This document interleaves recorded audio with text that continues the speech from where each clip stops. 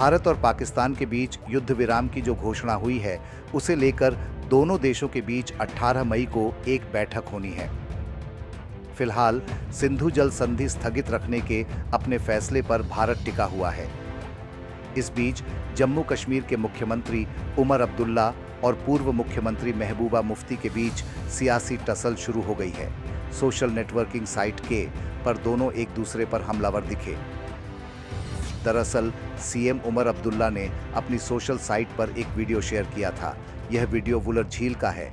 इस वीडियो को साझा करते हुए उमर ने लिखा, उत्तरी कश्मीर में वुलर झील।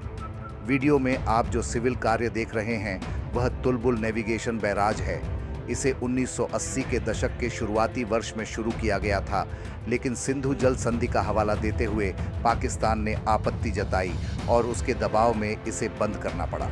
अब जब सिंधु जल संधि अस्थायी रूप से निलंबित कर दी गई है, तो हमें लगता है कि इस परियोजना को फिर से शुरू किया जा सकता है।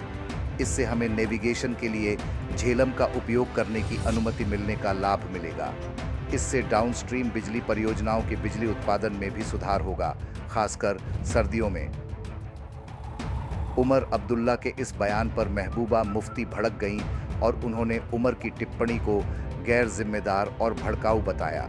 उन्होंने उमर अब्दुल्ला की सोशल साइट पर लिखा कि जब दोनों देश युद्ध के मुहाने से पीछे हट गए हैं, जब जम्मू कश्मीर में जान माल का नुकसान हुआ है, ऐसे समय में इस तरह के बयान दुर्भाग्यपूर्ण हैं।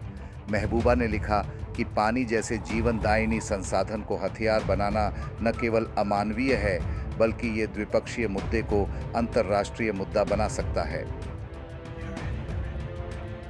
महबूबा की आलोचना पर उमर भी तीखे हो गए। उन्होंने महबूबा के लिखे पर करारा जवाब दिया। उमर ने लिखा कि आप सस्ती लोकप्रियता पाने और पाकिस्तान में बैठे कुछ लोगों को खुश करने की कोशिश कर रही हैं। मैं इस अन्यायपूर्ण संधि का हमेशा विरोध करता रहा हूं और करता रहूंगा। उमर ने लिखा कि ये कोई युद्ध भड़काने वाली बात नहीं है, बल्कि जम्मू कश्मीर के लोगों के जल अधिकारों को लेकर ऐतिहासिक अन्याय को सुधारने की कोशिश है। उमर के इस लिखे पर महबूबा मुफ्ती ने तीखे अंदाज में लिखा कि समय बताएगा कि असली तुष्टीकरण कौन कर रहा है।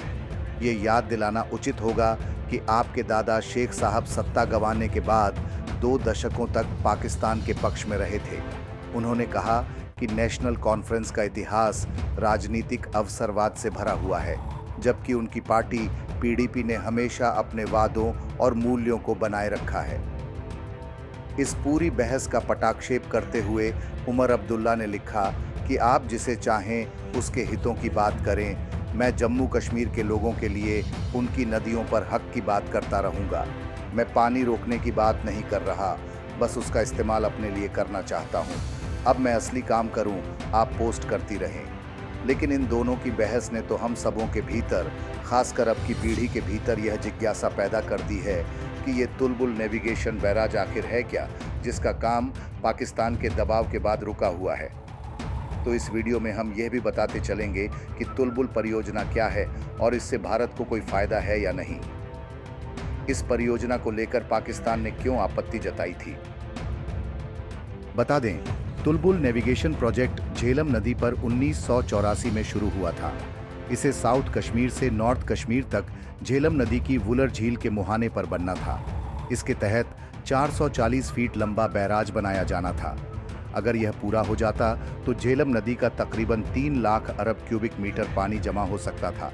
इस पानी के जमा होने से साउथ कश्मीर से नॉर्थ तक करीब 100 किलोमीटर लंबा शिपिंग कॉरिडोर बनना था, जिससे यहाँ नावों के जरिए यात्रा और माल ढुलाई हो सकती थी। इसके अलावा झेलम पर डाउनस्ट्रीम में बनी हाइड्रो पावर प्रोजेक्ट के लिए पर्याप्त पानी उपलब्ध रहता और सर्दियों में भी 24 घंटे बिजली मिलने की उम्मीद होती। लेकिन 1987 में पाकिस्तान ने इसे सिंधु जल समझौते का उल्लंघन बताकर प्रोजेक्ट रुकवा दिया। पाकिस्तान का मानना था कि अगर यह प्रोजेक्ट पूरा होता तो इससे पाकिस्तान में बाढ़ या सूखा पैदा करने की क्षमता भारत के पास हो जाती।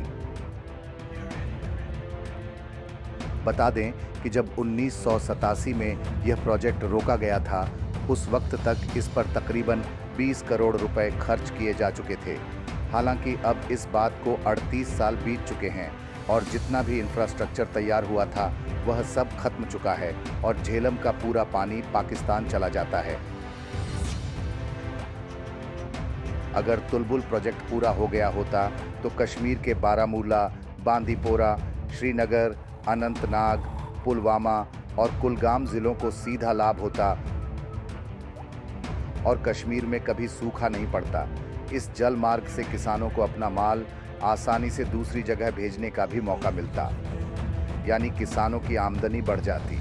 जाहिर है इन वजहों से यहाँ के किसान भी इस प्रोजेक्ट के पक्ष में हमेशा रहे हैं।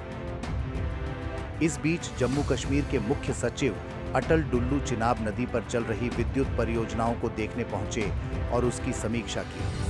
भारत का यह कदम बताता है कि सिंधु जल समझौता का निलंबन बरकरार रहेगा और संभव है कि भारत चिनाब नदी हो या झेलम या कोई और, पाकिस्तान के किसी दबाव में अब अपना प्रोजेक्ट नहीं रोकेगा।